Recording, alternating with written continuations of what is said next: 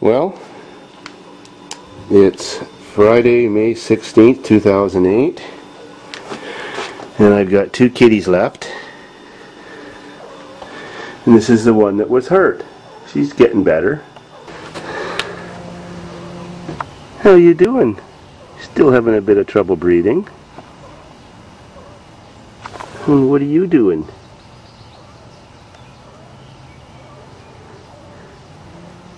You could go check out your baby?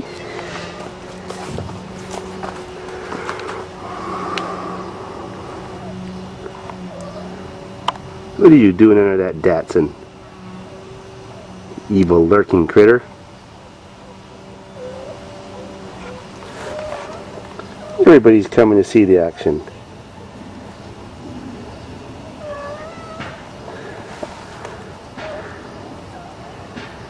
I sure hope someone can adopt my babies. This little guy still needs lots of attention. I mean, little girl.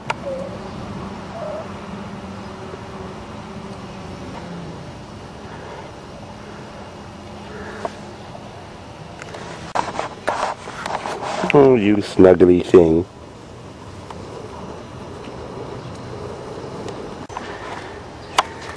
You're feeling pretty good today, aren't you? Here's your sister.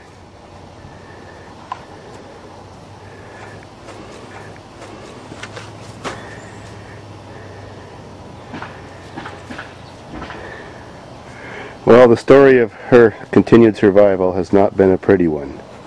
I did end up taking her to the Lucan vet for a checkup.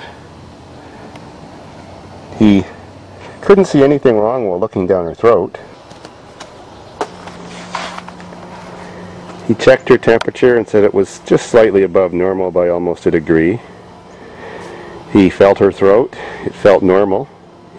He listened to the lungs with a stethoscope and said her lungs sounded normal, no pneumonia or gurgling sounds from a pierced lung or anything like that. There still is a bit of breathing difficulty, and he said that there's probably some scar tissue on her windpipe. That makes sense. But now the ugly part. 4 times a week ago she died again.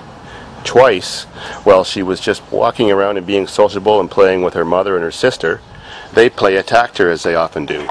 Well, of course, when kittens play attack, and even mothers too, other than rolling over and tumbling and that kind of stuff, they did the throat biting thing. Well, since she can't breathe as well as normal, she died both times. I heard gasps and cries, only to come in and find my kitten on the floor, peeing and convulsing and then completely unconscious, shortly away from death. Knowing that she didn't have a clogged airway at these points in time, all I did was pick up my poor dead baby and put my face on her snout and blow into her mouth and give her chest massages to start her heart beating and start her breathing again. And after about 5 big breaths, she came back to life each time. Twice more when she was on her favorite spot, which is the top stair, enjoying the sunshine. I'm just sitting on my computer in rainy days editing videos. I heard a big death gasp, thump, thump, thump, thump, thump, and both times she fell all the way down the stairs and was laying at the bottom in a puddle of pee, convulsing and then dead and lifeless. I think the other times when she died, it has to do with she has a little bit of mucus in her lungs, and when she comes to cough it up, sometimes it gets stuck in her airway and chokes her to death, and it kills her. See, there's the mother doing the death bite again, practicing. I mean, she likes to play, but she's just not in the right condition yet. So, luckily I was home both those times and close by. She never was dead for more than a minute, and I blew into her mouth again, brought her back to life, and she was fine. The vet couldn't actually technically see anything wrong, so luckily I was always around at the right time, and I have a cat now with only, what's that, 3 lives left, because she's lost 6 of them now. Not as big anymore as her sibling. She's probably maybe 30% smaller now, because the last 3 weeks she hasn't been eating well, but she eats every day. She hasn't been drinking on her own, but I give her some milk with sugar in it in a syringe, warmed up 3 or 4 times a day. When I put her in the cat box, she's still doing fine. She definitely has no brain damage. She's completely normal. She certainly, every day when I'm sitting at my computer, climbs up my leg and sits on my shoulder and purrs and meows in my ear and won't get off until I take her off. So I know I have a lot of haters out there because I didn't maybe take the cat to the vet as soon as it was attacked, but then in the condition it was at moments after it was attacked, I didn't think it would live anyways. The vet prescribed erythromycin pills, which is an antibiotic.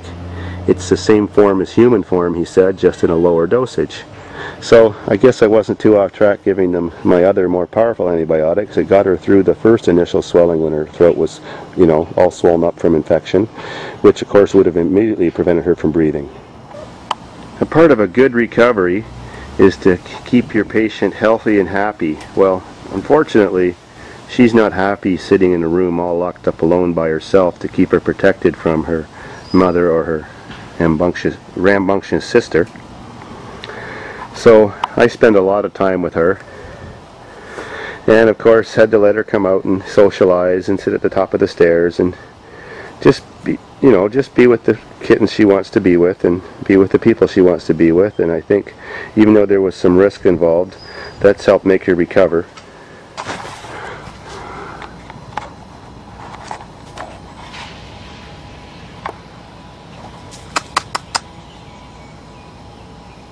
Maybe so.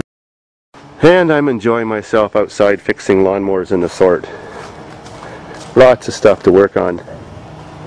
So I thought I'd bring my kitties out so I can supervise them while I'm out here trying to make a buck. You know, May 2 for a weekend, that stands for 24. But that's how much you get in a box of beer.